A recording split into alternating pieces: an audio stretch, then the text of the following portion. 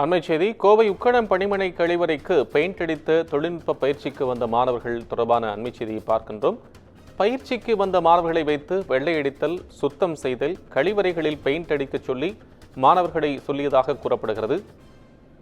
பழுதுபாக்கம், உதிரி பாகங்களை மாற்றியமைத்தல் உள்ளிட்ட பணிகளை கற்றுக்கொள்ள வந்த மாணவர்களுக்கு கழிவறைக்கு பெயிண்ட் அடிக்க சொல்லியதாக கூறப்படுகிறது.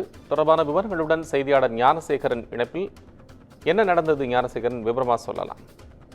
வணக்கம் கோபாலகிருஷ்ணன்.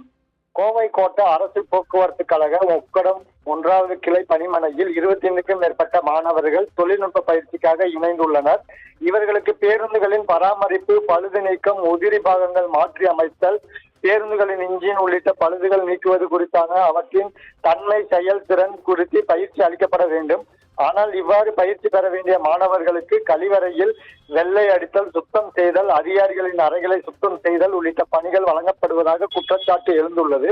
இதில் மாணவன் ஒருவன் கழிவறையில் வெள்ளை அடிக்கும் வீடியோ காட்சிகள் தற்பொழுது சமூக வலைதளங்களில் வைரலாகி அதிர்ச்சியை ஏற்படுத்தியுள்ளது.